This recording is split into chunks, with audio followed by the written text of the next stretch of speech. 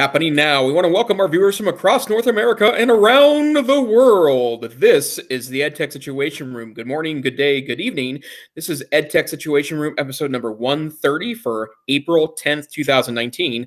My name is Jason Neiffer. I am the Assistant Director and Curriculum Director of the Montana Digital Academy, the state virtual school located on the fabulous University of Montana campus in Missoula, Montana. And joining me in this episode, as always, Dr. Wes Fryer. Good evening, Wes. How are you tonight? I am good, and I'm looking forward to the opportunity to talk tech. It's been a kind of wild couple weeks at school, and it'll be good to talk. We've got lots going on, as always. And again, you continue to pick up the slack for my lack of putting show notes in before the show begins. So thanks to my if this then that recipe that grabs tweets with the hashtag EdTechSR, I can throw a couple things in there, but I appreciate you picking up the slack. I'll try to do better as we move forward. My pleasure. Lots of interesting things going on in tech this week. There's a lot of updates from our friends at Google related to the G Suite for those districts that are using that. There is always some interesting Apple news, but I want to start this week's show with our kind of regular visit to what I'm referring to as the technology correction trademark, which is our discussion of how technology seems to be changing after the evolving stories that are kind of around the 2016 election. But I would say it's also more broadly a correction of, I guess, how we're using technology and maybe reconsidering, tech at all costs, which seem to have dominated the way we've adopted technology, not in education, but broadly in society over the past decade. But there was an extensive expose from Bloomberg on the 2nd of April, 2019. So this is from earlier last week, and we didn't get a chance to get to the story last week. But in essence, Bloomberg reports that YouTube executives knew that the platform was in many ways becoming a cesspool of hate and misinformation, and yet they didn't act to do anything about it. And this is something we've been on the outer edge of as we talked about technology and platforms, social platforms like YouTube in past episodes of the podcast. But the bottom line is that not unlike Facebook and acknowledgement from inside that organization that there was at least a suspicion that the tool could be used to spread misinformation or disinformation as part of election cycles. It also appears that YouTube and those that run that particular organization knew that the tool could be used for nefarious purposes. And if you are a regular listener to the podcast, you've heard us talk about YouTube. It's a really tough balance, I think, because YouTube is such an incredible e-learning tool and provides such an amazing platform to share for people to share their passions, for students to have a worldwide audience, and to take something that used to be such a limited phenomenon, the airwaves. They were costly to broadcast on. They required specialized equipment, licensing from the government, and yet YouTube provides an opportunity, not even beyond this podcast, right? We use YouTube Live to join once a week from 2 different states and different parts of the country and connect with each other and ultimately an audience. And so I think this is a grander part of the discussion we need to be having as we engage in maybe a correction or at least a reconsideration about how these technologies work. So first, I'd start with Wes. We've talked about this notion of balance before, that we need to find a way to maybe eliminate the risk of some of these tools without eliminating the ease they have of providing voice for so many people that have something interesting and valuable to say. Are you surprised that executives knew that it could be used for nefarious purposes? No, not at all. And as I'll talk about in some other videos and articles this week, I mean, really, really smart people have recognized this issue for quite a while and are working as absolutely hard as they can to try to resolve it with the highest level math and AI and algorithms and everything. They're throwing everything they got at this, and they're not able to work it out yet. How are we going to be able to move forward supporting things like free speech and freedom of expression, and then also face things like liability and how do we decide what is not appropriate, and then how do you keep it off? And of course, that was accelerated on a global scale most recently by the shooter in New Zealand and the live streaming that happened on Facebook. So what is your take? Are you surprised at all in anything in the Bloomberg piece? I'm not. And I think that it also further highlights, you mentioned this notion of moderating this content. It reminded me, there's a podcast episode a couple weeks back that I was going to refer to and we never got a chance to. But this season of IRL from the Mozilla Foundation, the In Real Life podcast, hosted by my podcast host, favorite host, which is Manoush Zomorodi of Note to Self fame and the Zigzag podcast. The thing that's interesting about that is that I mean, obviously I do think that it's important we have content moderation. Like I think an unfiltered environment that doesn't at least eliminate out categories we can all agree shouldn't appear in open public spaces is an important piece, but it reminds me of the challenge of exactly doing that. And this amazing episode from this season of IRL goes into content moderation and how difficult that is as a concept. Logarithmically, we can't solve the problem, right? Like it's not good enough just to have AI identify things that are dangerous. And in some cases, because of the rule frameworks that do exist worldwide about some content that's just simply not allowed in public spaces, that you have to oftentimes, view every minute of potentially offending content to then add a human component to the moderation. And what's interesting about this podcast episode is it talks about the people that are trying to moderate channels oftentimes face extraordinary human consequences, because looking at videos of violence, looking at video of crime, looking at video that's considered obscene by narrow or wide audiences does leave a psychic mark. And if we're producing gazillions of minutes of YouTube video, every minute, it's hard. I don't know what to do, right? Like, it's certainly not that we ban YouTube, right? And, you can't kind of stuff this one back in Pandora's box, right? But at the same time, we have to do something, right? And so I would go back to education, right? Like, parents need to know about YouTube. It's good and it's bad. Teachers need to know about YouTube. But at the same time, I think Wes and I would both advocate very strongly for, it's not as easy as just banning it at the filter level, right? Because most of the world's content ends up on YouTube. Well, actually, by pure fact, right? More minutes end up on YouTube than any other broadcast resource because it is the most popular video site on earth. But, we got to find a way to balance this out. So I want to mention a couple other articles I put under, or videos actually, and an article under the technology correction headline. The first one I've read about half of. It's from Stratechery from April 9th, and it's called A Regulatory Framework for the Internet. And one of the pieces of, as Jason terms it, the technology correction is most likely the fact that we're going to have a greater level of regulation that's going to happen. It's already been happening in Europe with the GDPR. We've mentioned on the show and talked about this Article 13, which is a copyright provision that was tacked on to an EU law it's called the European, it's the European Copyright Directive is Article 13. What this would do basically is make the platforms liable for copyright violations, require a platform to have an extremely expensive, difficult, and maybe even impossible to fully 100% utilize content filter. It says that Google spent over $100 million already on its Content ID platform. And then it also references what's happening in Australia with their law that, as I mentioned, most recently we had the shooter in Christchurch, New Zealand, who live streamed, I think, with a GoPro camera onto Facebook. And one of the videos I'm about to mention, it is unbelievable the way in which the distribution of that particular video and then others like it are being automated by we don't know who. It could be nation states, it could be non-state actors, but it is basically impossible at this point for the social media platforms to completely have a handle on it. And I haven't ever said this before on the show, but I've done a ton of reading, even more than usual, about this to prepare for a workshop that a 3-hour workshop I'm leading on Sunday down in Dallas. And this may be an intractable problem.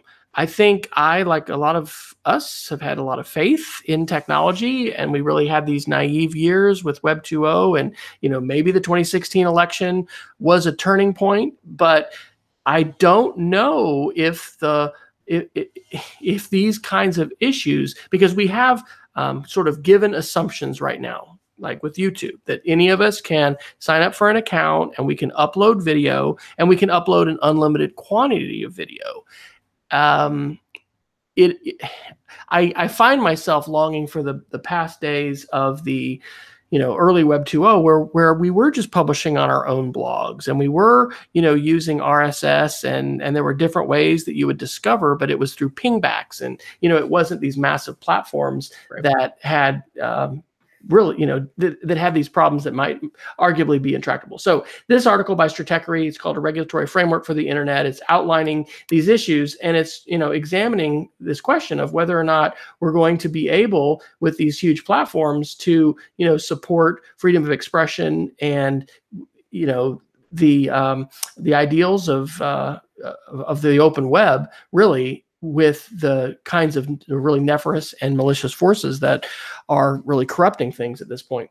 And so there's two videos. Normally we don't, share videos. We're like more article based. Perhaps this is a sign of the times with how, multimedia and consuming things via audio and video.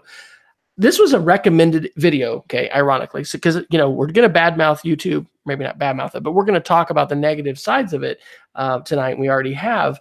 But, it's a phenomenal platform for creators, and I really have loved the recommendation engine, both on my laptop and also on my Apple TV, which, by the way, it's a bummer you can't stream, your Netflix. You can't AirPlay your Netflix anymore to Apple TV, right? Thanks, the battle between Netflix and the Apple TV folks.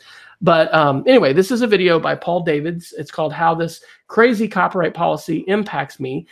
He is a musician, and he loves teaching guitar. And this is he has over 1 million subscribers. This particular video was posted on April 2nd, and it has over 400,000 views. And gosh, it is just heartbreaking how he and so many other teachers are just completely hamstrung by a lack of respect for fair use. And one of the things that's very interesting today, and interesting is not the great word for it, but we're talking about global policies and global values. And so, we have a fair use provision of copyright law in the United States that is not present everywhere. And so in his case, he's talking about the media labels, the record labels. Do we say that word anymore? The labels who publish music and own the copyright to these different songs, literally going down to one short guitar lick. And because of that, either giving a strike or taking off all monetization on that video. Anyway, in the context of music and copyright and how challenging it is when you have folks that can strike stuff down, I think that's a great video to watch. It's about 10 minutes. But if you're going to watch anything from our show, and maybe I even mentioned this last week, the second part of this is out. Smarter Every Day is absolutely one of the most amazing video channels to watch. And so Destin, I think is his first name, did this video called Manipulating the YouTube Algorithm. This is episode 2013 of Smarter Every Day. He's doing a 3-part episode. I'll drop the link in for part 2 as well, which just came out, I think, yesterday, the day before, and it is about Twitter. This will just blow your mind about the quantity of video, specifically when you look at the shooter in New Zealand and the ways in which automated systems, these weren't just human beings doing this, we're uploading like hundreds of copies per second of this video to YouTube across the world. But they were also, and they do, modify the content in such a way that you can't apply even a very complex mathematical algorithm easily and get rid, and identify that it shouldn't be taken down. The one on Twitter that just dropped, talks about the millions of bot accounts and how Twitter is doing a lot better with that. But all of this has just really made me wonder, are these problems solvable via technology, via policies? We might, Jason, be in for some fundamental changes in our assumptions about expression on the internet. And where we may end up going, because I think amidst all of this, one of the things we need to champion, and I'm trying to figure out kind of my conclusions of advocacy, because education is definitely a big part of what we need to be doing, is advocating for the open web and possibly, for our own platforms, and not just being, a voice on a platform like Facebook, Twitter, or YouTube, but being able to, kind of plant our own flag and being able to post stuff. But these issues are still going to be similar, right? Because even though you won't have the reach and the potential virality of your message when you're not, if you would not be on a social media platform that can amplify it, there's still going to be issues about whether you're allowed to do that, whether that content is permitted in your country because, that guitar lick is owned by the label that, the Eagles, originally recorded with. And so anyway, it is really, really challenging. So are you getting pessimistic, or are you, still Pollyanna with all of it? Yeah, it's an interesting question, because part of what I'm trying to kind of rally my brain around is that I'm constantly reminded of how powerful these tools are. And one of them that's been kind of interesting lately is Facebook, right? Facebook is, and maybe in a desperate attempt to remind me about how much good times I've had on Facebook, seems to be increasing the number of memories it's sharing with me as of late. And so there was one a couple of days ago from 2009, maybe 2010.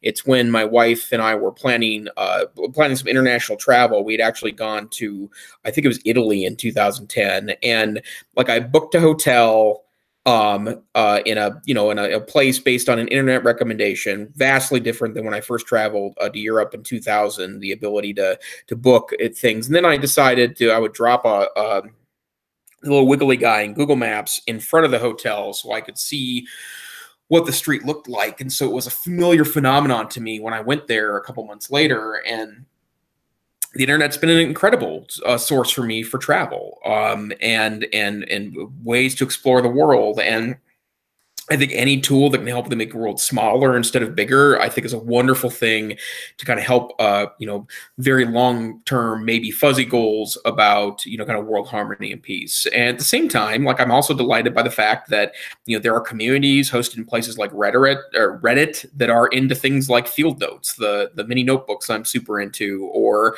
fountain pens, which is also something that I have a casual nerdy interest in, right? And finding that community of people that are into fountain pens or field notes. It's just not possible when you live in a Montana town of 80,000 people. But when you can extrapolate it around the world, suddenly there's community. I find a lot of hope in that. But you mentioned the tragedy in New Zealand. Like, that morning, I was terrified by the reports that were that people were taking that video and sharing it over and over and over again, to the point of which Facebook couldn't do anything about it. And people were sharing violent video, and it was ping-ponging around the world at subatomic speed. So yeah, I don't know. Like, it seems like that there's a balance here, but I'm obviously not smart enough to come up with the answer. There's a hostile infrastructure that has been created by individuals with very malicious intentions to do things that are harmful and malicious, like take a violent video like that and overwhelm the social networks to the point where they today, and again, this is with today's technology, so it's just going to keep the tools in people's hands are just going to get more and more powerful. And while the AIs, it's the thing you'll get watching those videos by Dustin for Smarter Every Day is what a game of cat and mouse. And we've always had this. I mean, in school, filtering and proxies and things like that. I mean, technology departments and school administrators are familiar with these kinds of things in terms of ways of getting around. But the kind of infrastructure that is being built out and the ways in which Silicon Valley engineers, and we're talking about the smartest people in coding, right? I mean, they're being paid the top dollar to be able to figure this stuff out. The kinds of math algorithms that they're applying here are literally like rocket science stuff. And it's not able to do the job. And so it makes me it's a sobering thing when I think about elections. In the Twitter video that just dropped, they were saying, hey, it's an election somewhere all the time, right? So there's always the case where folks that want to subvert democratic processes, they've always got a target somewhere. It's sobering to me to think about our elections, and we thought it was bad in 2016.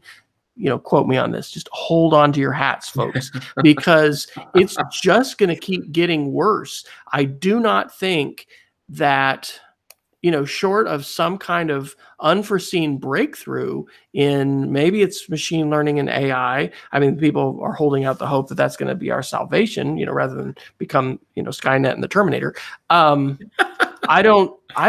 I don't see an answer to this. Yeah. And so that brings us to our educational lens for all of this, right? Jason and I are both, teachers and educators. We really need to grapple with these kinds of issues of media literacy, of how do we verify content? How do we take responsibility for the things that we share? And then how do we take control over the radar screen, or whatever metaphor you want to use for the screen where you take in information, you consume information. I think today there are, tons of people. Neil Postman, where he's still alive, just as he was very critical of people just watching the television, and then being influenced by advertising and whatever kinds of media messages were being shared there. I think far too many people today are allowing themselves to basically be a pawn of someone else's algorithm in a platform like, Facebook or Twitter or YouTube. And so that's a real important media literacy skill and point of advocacy is, and this is why I'm calling this workshop, filter the exo flood. The, exo is a huge number in front of content. And so it is this mountain of content. And we can't just sit back and say, oh, Mark Zuckerberg is going to solve this for us. He's such a smart guy. No, he is not going to be able to figure this out. And by the way, I'm sick of his apologies, and I'm ready for him to resign and step down.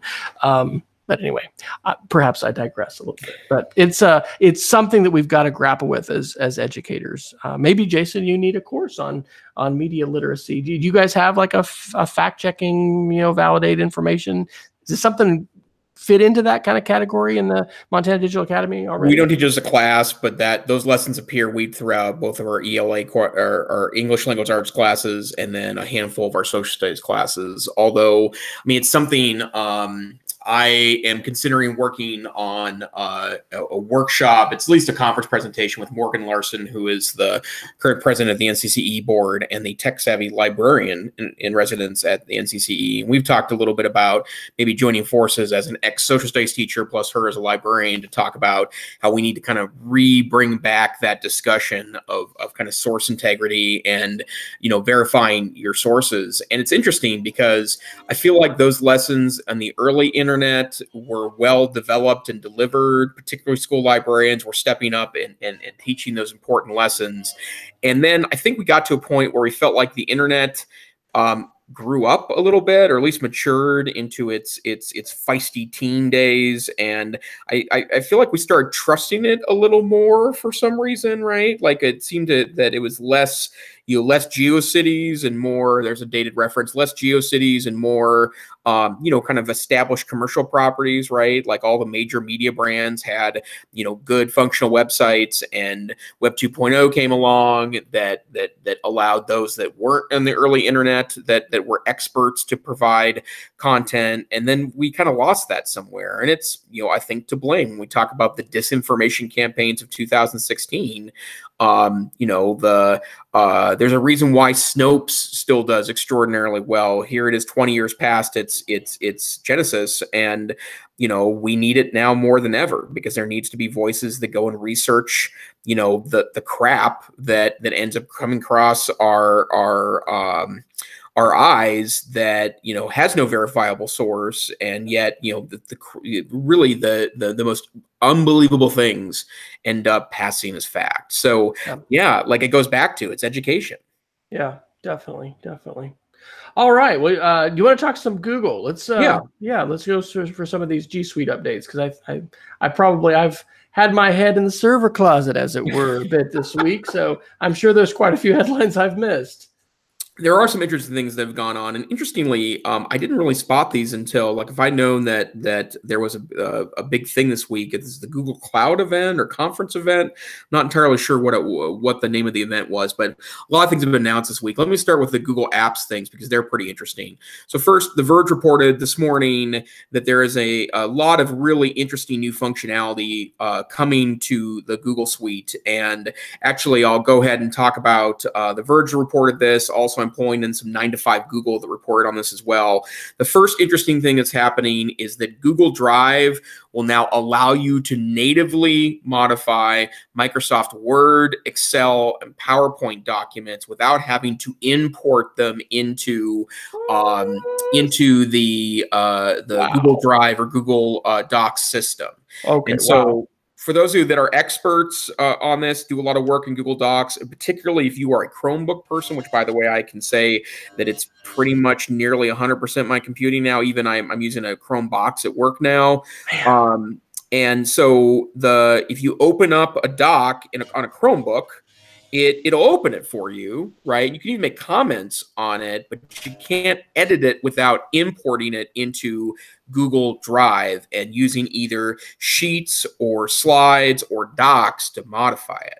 Well, the new functionality coming to a Google Docs near you will allow you to edit that document natively without having to import that into the system. So in other words, it leaves it as a native Word, Excel, or PowerPoint file. So I'm going to guess, Wes, by your visual reaction, you are thumbs up on this. Yeah, it's huge, right? I mean, we like, I don't know how many schools have been slow to make this transition. Have not fully embraced the new Microsoft subscribe to us and send us at a minimum, $39 per user per year if you want client side apps, not just the cloud-based versions of the Microsoft Office Suite, 365 suite. And so, wow, that might, I wonder, because the whole thing with conversion was always like, well, that does, it doesn't move my fonts and it doesn't, it's not perfect. And so I will be really eager to perhaps go to some of our Power Excel users as well as Word users. Is it live now, or is this going to be coming in I believe it's coming soon. And I'm guessing you could put yourself in the channel. I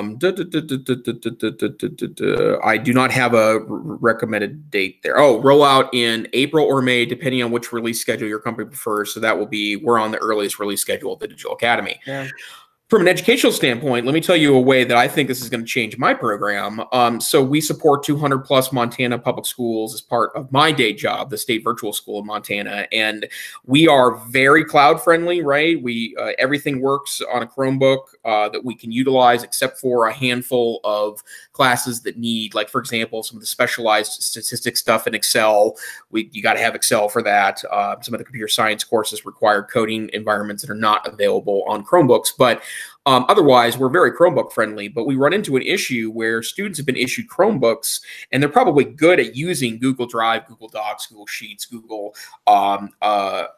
Slides, but they don't understand that not everyone is in World Google. So for example, when we ask kids to submit a document to us, we ask them to submit it as a Word doc, which means that you have to go through the extra steps of exporting to the native environment or to PDF, which works anywhere.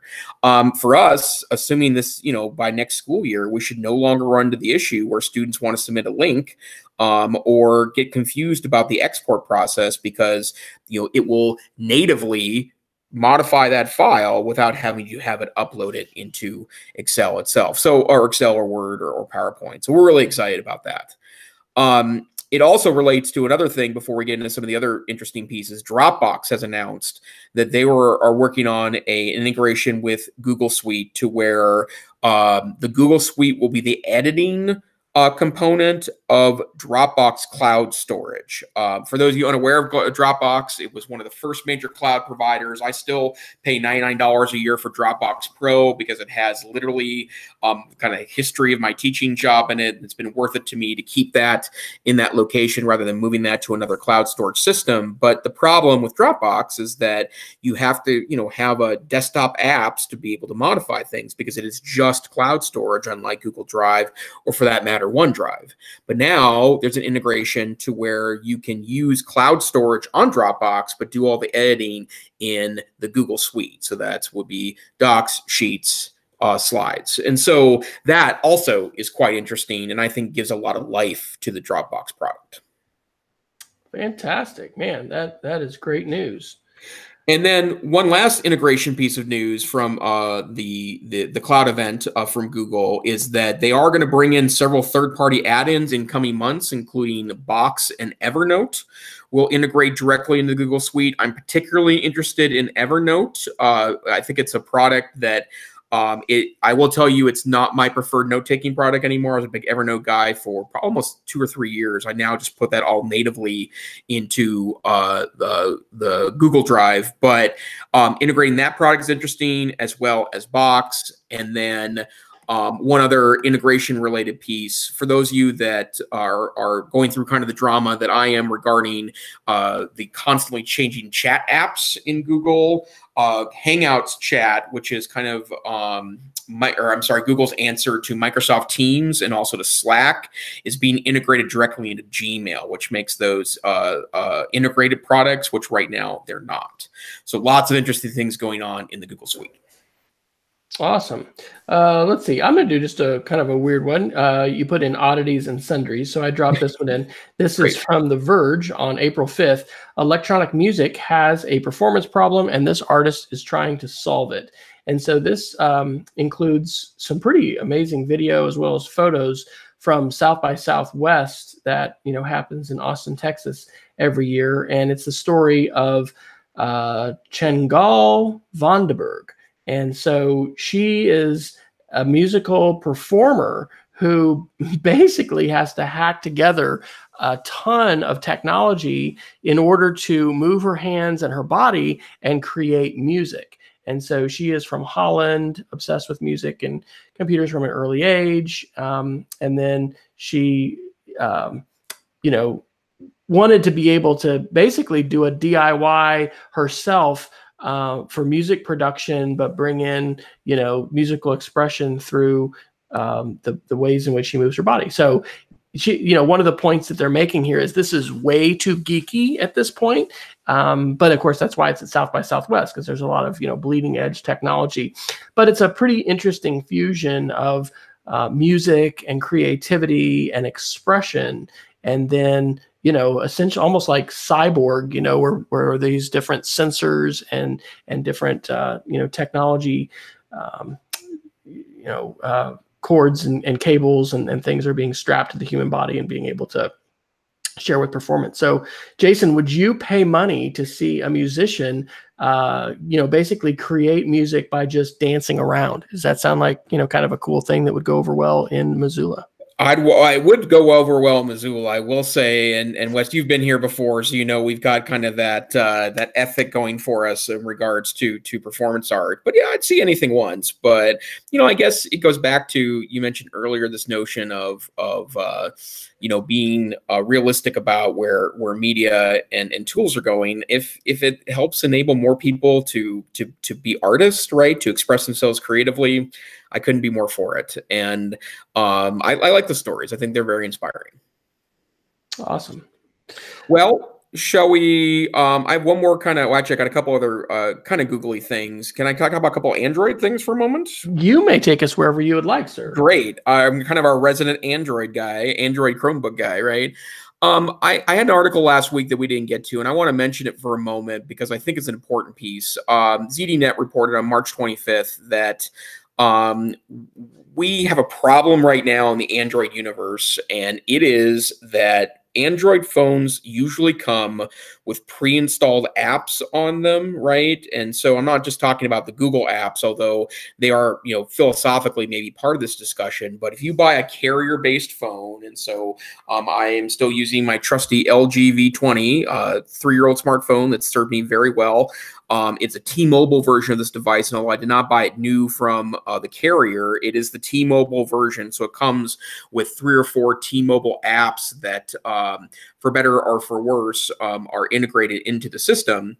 And one of the things that I think is always interesting about that is sometimes they come with apps like Evernote came on this particular one because it is apparently an app that LG has a relationship with. And I know a lot of Motorola phones, for example, come with Facebook, and in some cases, very old versions of Facebook that need to be updated. But the problem with carrier apps, whether it's the carrier branded app or apps that have relationships with the carrier, is that those apps are oftentimes not updated, and it creates kind of a security nightmare. And, a week doesn't go by where you don't hear something about a piece of code or a program or an app, no matter how innocent it may look, actually has significant security exploits available that allow people to, hack into your phone. And the fact that there are a lot of phones going around, people keep phones longer now. Even the geeks aren't updating as often as they used to because the technology is slowing down in its new features that are available. You may keep a phone for 3, 4, 5 years, and if those apps haven't been updated in 4 years, or if a hack is discovered and that app isn't being updated as part of the regular services on the phone, you have a security risk. And Android's going through a lot of soul searching, right? There are fights over how often it gets updated and whether security patches are new. People have older phones. I have some family members that literally have 2012 Android phones. These are old Android phones, but they work just fine in context for what they do with them, even though modern apps can install on there. But they come with an additional security risk, right? Because those phones, in essence, can't be updated, right? So security holes could exist. So I thought that article was super interesting. I thought it was worth mentioning. We got a couple Microsoft articles, and this is a pretty interesting one. This is from The Verge on April the 6th. Here's the U.S. Army's version of HoloLens that Microsoft employees were protesting. We have seen, I think, some very inspiring advocacy on the part of employees of Google, as well as Microsoft. I think I have the article to drop in. The ethics board of AI for Google, they just finally disbanded it. And a lot of that had to do with a petition that had been signed by, I think, thousands of Googlers. Anyway, employees at Microsoft have been concerned about the militarization of its technology. And the HoloLens is a virtual reality device, and man, if you read what is it called? The Pentagon's Brain. I haven't read it in a while, so I'm going to Google this. I'm trying to think of her name. Yes, Annie Jacobson, The Pentagon's Brain: An Uncensored History of DARPA, America's top secret military research agency, and I. I think shared that as a Geek of the Week, probably months and months ago. One of the things that Jacobson says there, and I've read, is that, the military and DARPA, the Advanced Research Projects Group, they are like a decade or two ahead of where we are with consumer tech. And, the development of military tech as well as space tech, it's always been a driver of what we see within the consumer space and just other places where technology is utilized. If you think about just the future of warfare and where we're going, this is it. They've added a forward-looking infrared radar FLIR thermal camera that's mounted above the user's forehead. And so, we're talking about a pretty incredible capability that is going to, allow soldiers to have a much better perspective of where, others are on the battlefield, their weapon. Being able to, this reminds me of Ghost in the Shell. Did you see that movie? Have you? No. So it's one of the compadre of the woman. I'm trying to think, and she's one of the. My brain just doesn't work like it used to. But maybe I'm going to get it. She's one of the.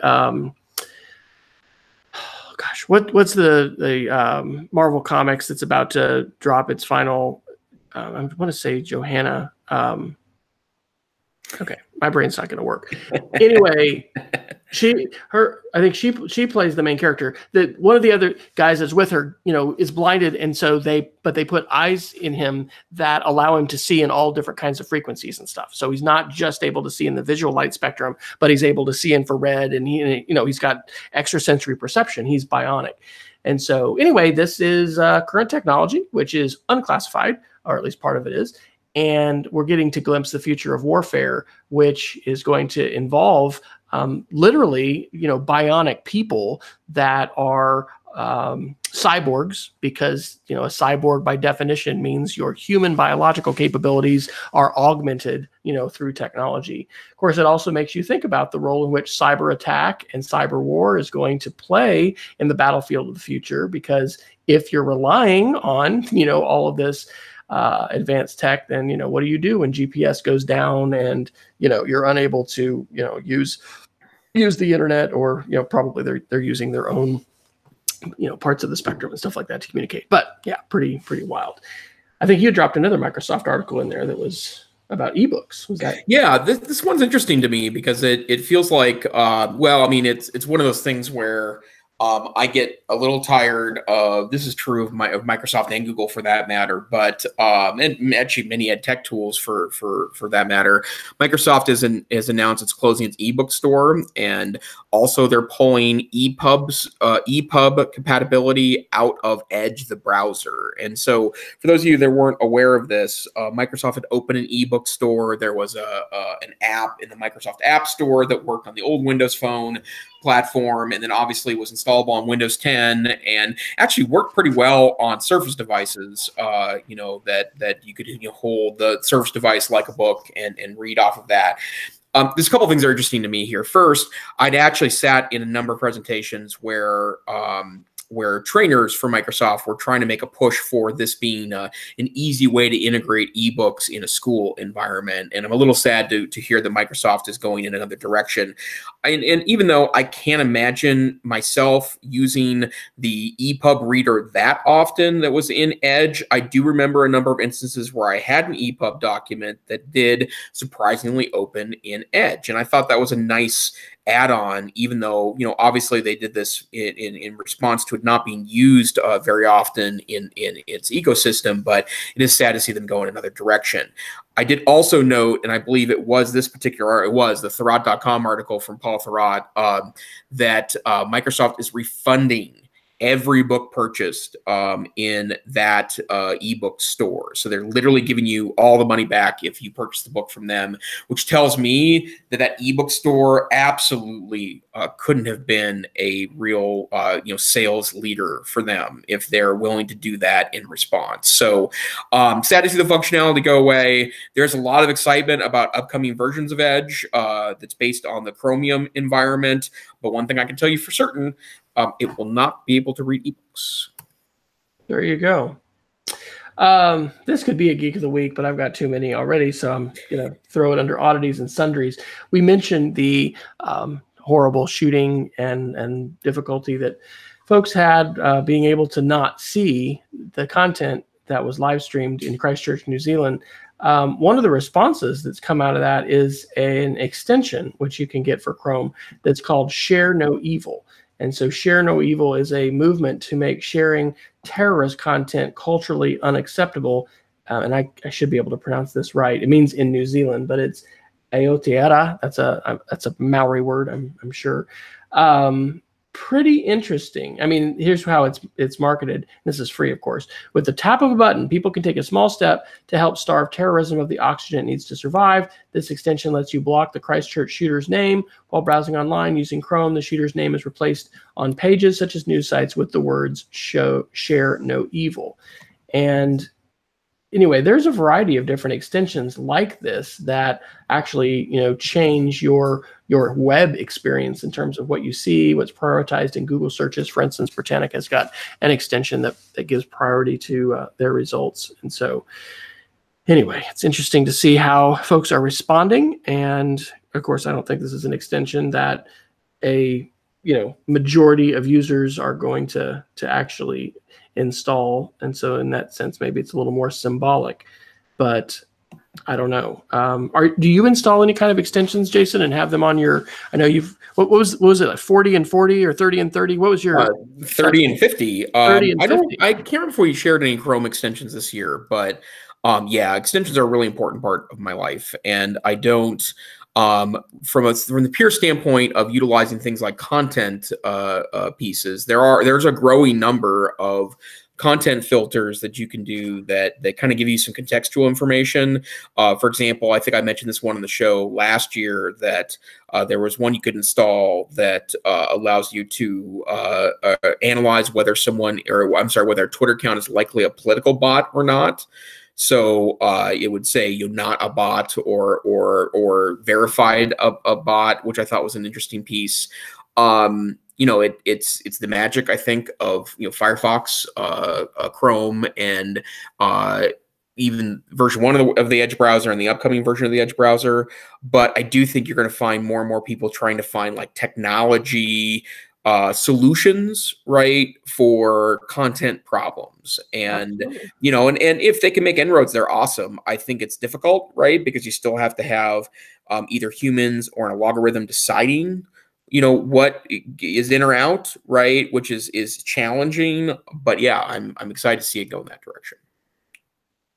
An article I threw up in the technology correction, just flip back to that. Then maybe we can do a couple of your Apple articles.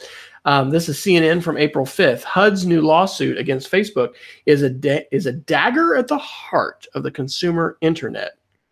And so I think we've talked about this on the show before. One of the criticisms of micro-targeting, as you can do with Facebook, is that you can run illegal ads. For instance, you are not allowed, because of civil rights law in the United States, to, let's say, exclude people who, are of a particular ethnicity from your real estate ads or your housing ads. You have to have, social justice and equity in mind, and it's actually illegal to unfairly target your ads that are going to intentionally exclude different groups. And so HUD, which is the Housing and Urban Development Department of the United States government, has filed a suit with Facebook, and their allegation is that they have engaged in discriminatory practices that endanger and perpetuate bias against marginalized classes of the American population, non-Christians, immigrants, minorities, by displaying housing ads only to selected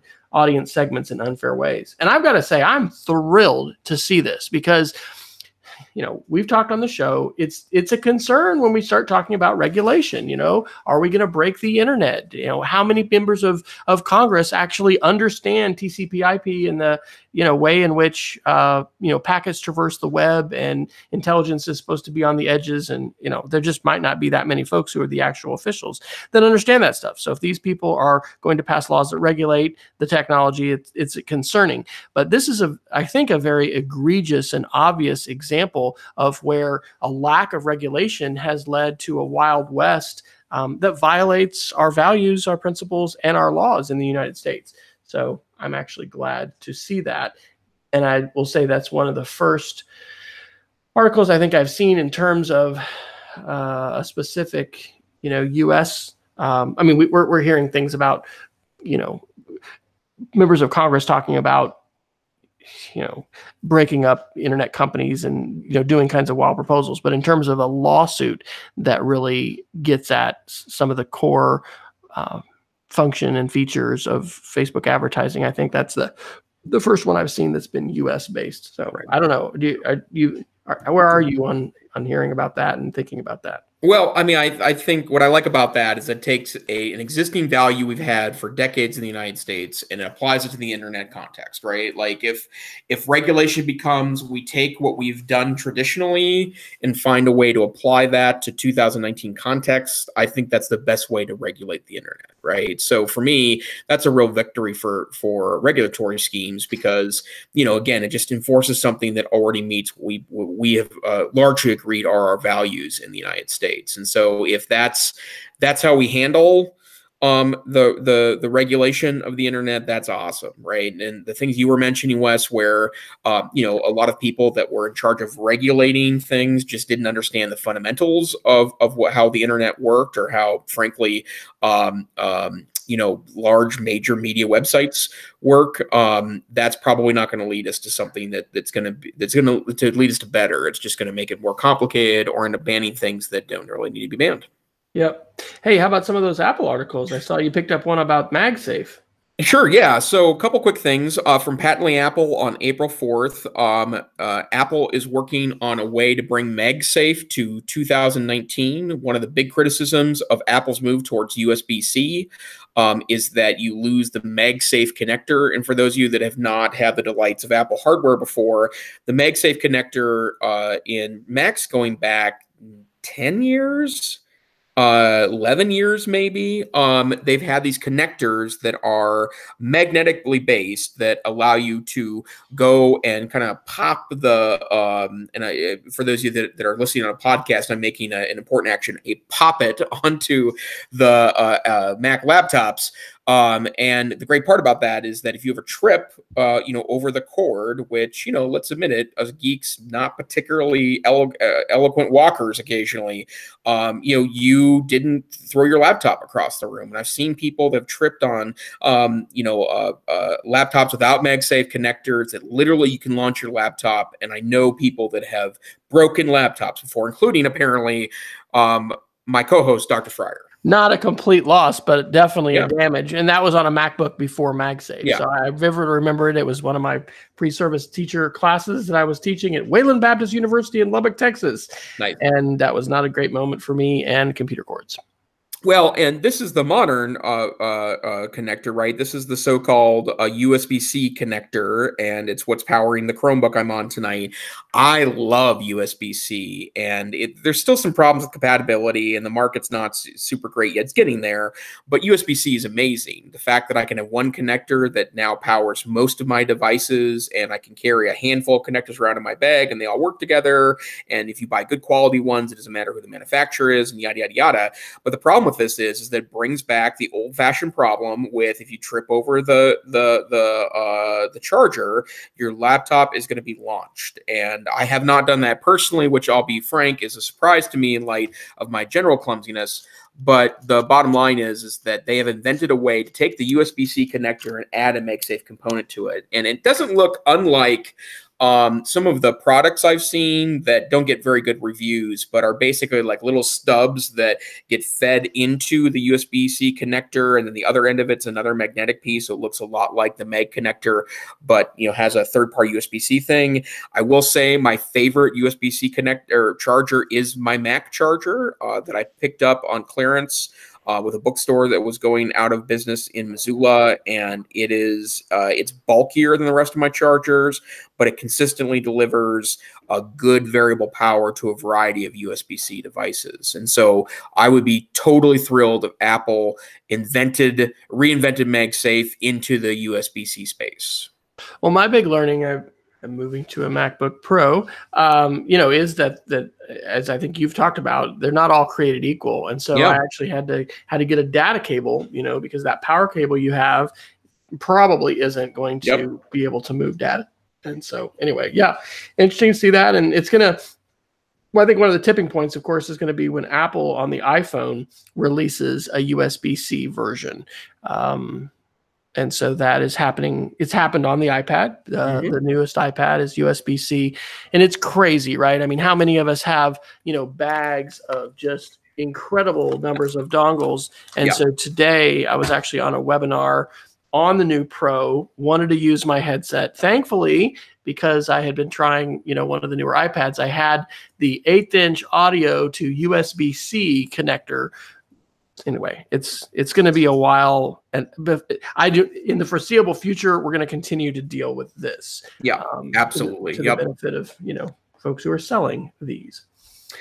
And then one other quick article, and I'm just pointing this out because I'm shocked, to be honest, but our good friends at Lost at Mac Rumors quotes the Wall Street Journal and saying that there are apparently more subscribers to Apple Music in the United States right now than there are to Spotify. And here's the deal, folks. I do not know an Apple Music subscriber, right? Like I have I know one Apple Music subscriber.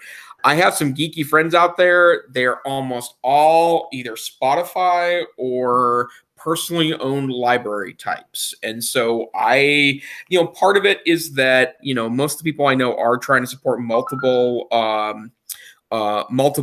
architectures, right? So they need to be able to access it on their Android phone / Windows laptop / yada, yada, yada. But I am surprised because I just don't know many, is my revised headline, Apple Music subscribers. So there's been a lot of talk about Apple and the perception that they're moving more towards a service economy because they think that's where the money growth is. Well, their bet on Apple Music seems to have been a good one. And you may remember they picked that up as an acquire, right? Because they bought Beats, and Beats had a music service that became Apple Music. And now it's dominating the market. Yep. Yes, indeed. Well, we have been using Spotify on a trial, and our daughter just texted me today. Anyway, she was wanting to know if we were going to go ahead and go Spotify family. And I think we are. I mean, I've loved Spotify. For me, it's been the fact that the Google Home, you can, on an Android phone, which I had for 9 months, I had an iTunes or Apple Music app to be able to access my subscription that we have for the family, but not so on the Google Home. And so in order to be able to use my, to satisfy my Harry Potter spell casting tendencies, and say, hey, G, play, this. It would either be Apple or Google Music or Spotify. And because we've, love Spotify, I think we're going to, at this point, maintain two. I'd really like to drop one, but anyway, that's a negotiated thing. I'm also maintaining more than one. I have Spotify, which I share with family members, and then I'm an early Google Music adopter, and only because the reason why I keep it is because it has so many other services that are integrated into it. Because of Google Music or my Google Play Music subscription, I also got YouTube Pro or YouTube Advanced or Plus or whatever it is for free, which allows me to have ad-free access to YouTube, and then also download those pieces to the YouTube app. So that's $9 a month that's well spent for me. But I know it's interesting, and again, I think the Apple fan base is a little frustrated that it seems like Apple's putting all their apples in the services cart, but the bottom line is that it's paying off for them, right? And if it does mean that at some point they'll maybe head back to the environment where they're perhaps becoming at least a little more noticeably innovative in the hardware department, I'd say good, all good for them. Yep. All right. Well, shall we geek of the weekend? Are we ready for that? Let's do. All right. Well, I'm recklessly abusive of any kind of one geek of the week limit, which might have somehow been a rule. But my number one, and I'd love feedback on this. Peggy and several others, Jason, have given me feedback.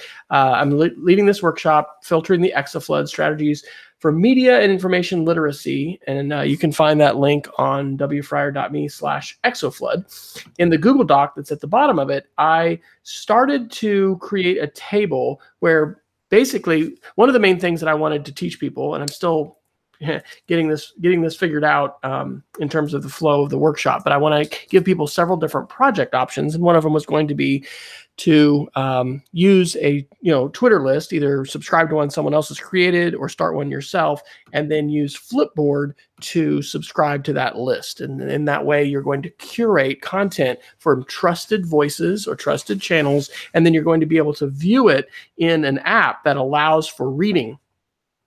So I ended up sharing this, and this thing kind of exploded a little bit beyond what I'd originally thought it was going to do. So in the first column, we've got the name of the tool.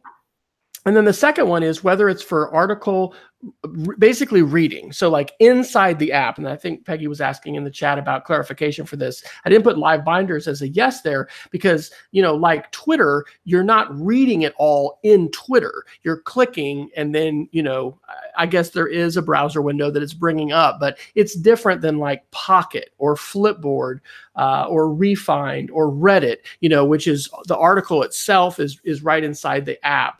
And then you can do, in some cases, some manipulation with it. So that's column 2. Column 3 is discovery. So does this allow for the discovery of new content?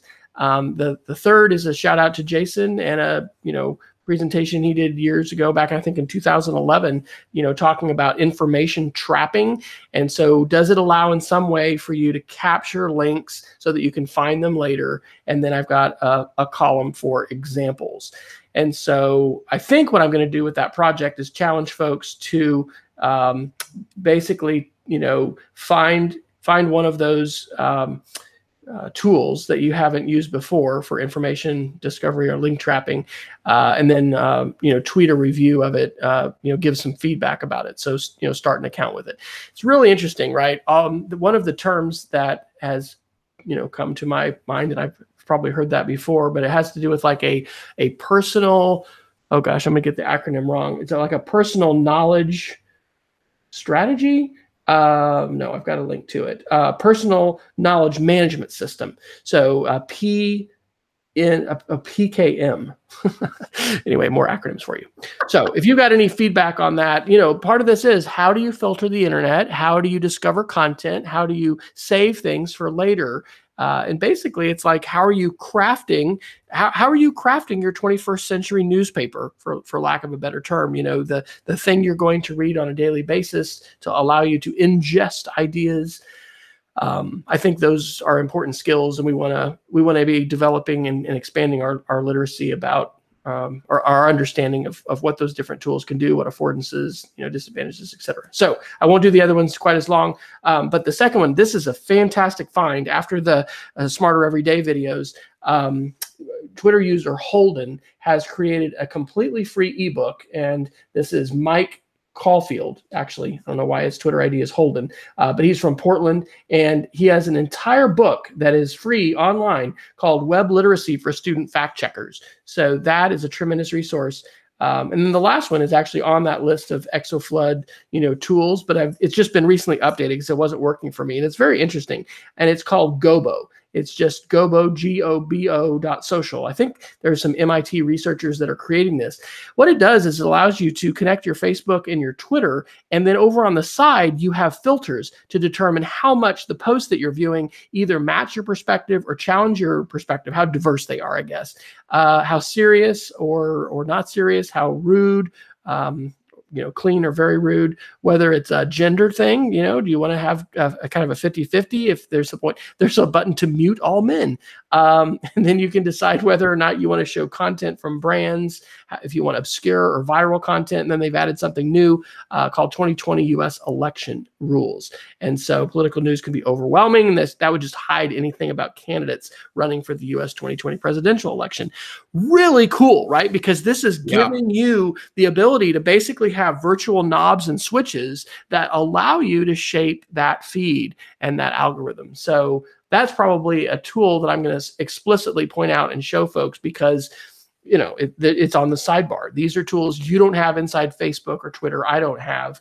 And so they're crafting this filtering tool that allows us to shape the content that we're seeing in some powerful ways. How about you, Dr. Neifer?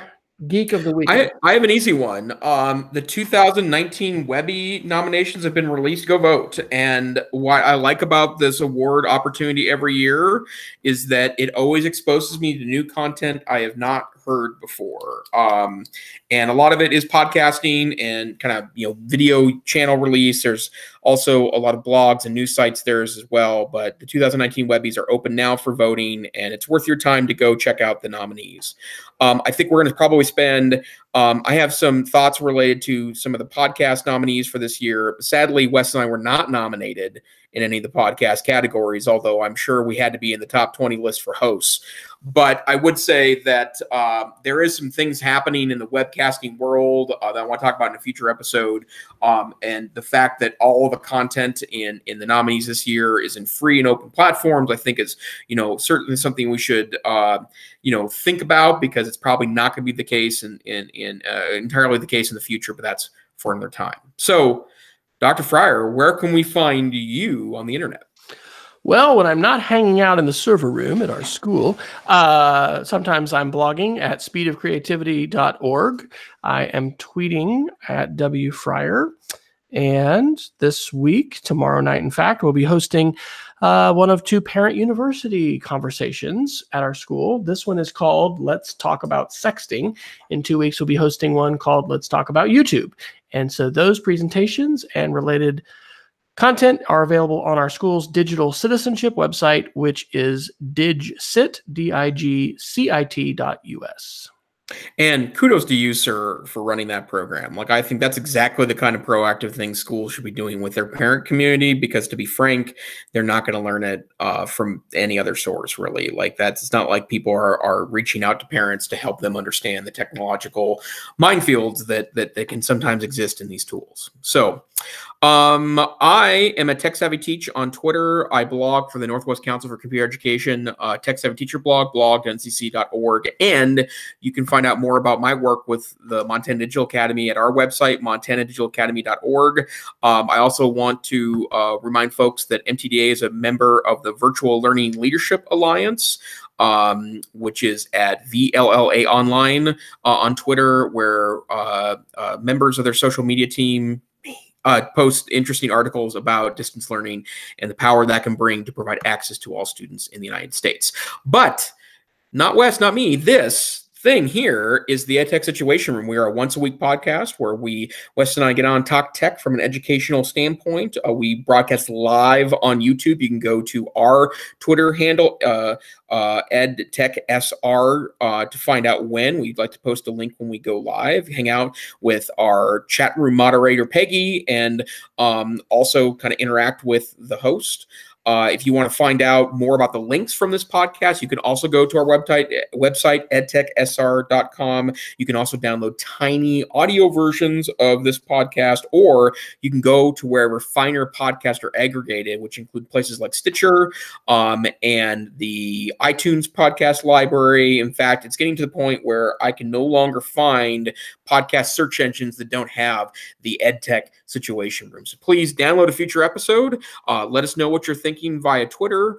We'd love to have your input, or if you'd like to become a guest on the program, please contact us. We'd love to have a conversation with you. Otherwise, we will see you online. Stay safe, stay savvy. Adios.